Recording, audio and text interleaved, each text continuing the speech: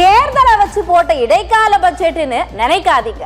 மத்திய அரசோட ஓரவஞ்சனையை தாண்டி கடந்த 5 வருஷ ஆட்சியோட சாதனையோட தொகுப்புன்னு முதலமைச்சர் ஸ்டாலின் பெருமையா சொல்லியிருக்காரு.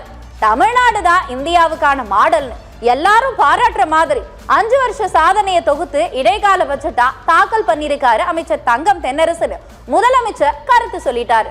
மத்திய அரசோட ஓரவஞ்சனை, வஞ்சகம் இதையெல்லாம் மீறி வளர்ச்சியில தமிழ்நாடு சாதனை படைச்சு 5 ஆண்டுகளை நிறைவு செய்யுதுன்னு பதிவும் பண்ணியிருக்காரு. அத்தோட விட்டாரா முதலமைச்சர், ஜூலை மாசம் திராவிட மாடல் 2.0ல சாதனை படைக்கிற பட்ஜெட்டை தாக்கல் பண்ணுவோம்னு முதலமைச்சர் ஸ்டாலின் அடிச்சு சொல்லி இருக்காரு. முதலமைச்சருக்கு என்ன ஒரு அபார நம்பிக்கைன்னு பாருங்களேன். முதலமைச்சர் பட்ஜெட்டை பத்தி பேசினதெல்லாம் பார்த்தோம். முதலமைச்சர் அப்படிதான் சொல்லுவாரு. அதெல்லாம் கிடையாது, சொத்தை பழம் போலதான் பட்ஜெட் இருக்குன்னு எடப்பாடி பழனிசாமி திருப்பி அடிச்சிருக்காரு. அத்தோட விட்டாரா, இன்னும் எல்லாம் சொல்லியிருக்காரு பாருங்க. வாய்ஜாலம், மேனா மினிக்கு, அப்படி இப்படின்னு விமர்சனம் வேற பண்ணியிருக்காரு.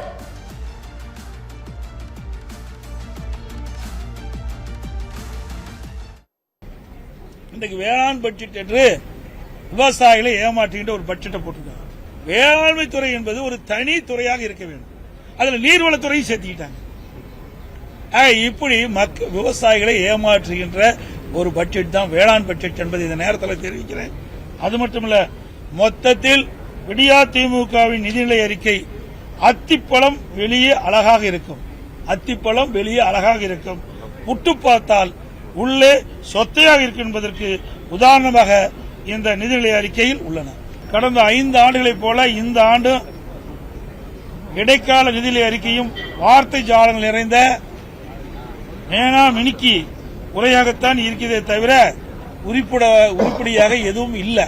இந்த 5 ஆண்டு காலத்தில் இந்த அரசு என்ன பணிகள் செய்தார்களோ அதை வரிசைப்படுத்தி அடுக்கி வார்த்தைகளுக்கு அழகு கூட்டி சாதனை என்ற பெயரில் படுத்தார்களே தவிர வேறு ஒன்றும் இல்லை.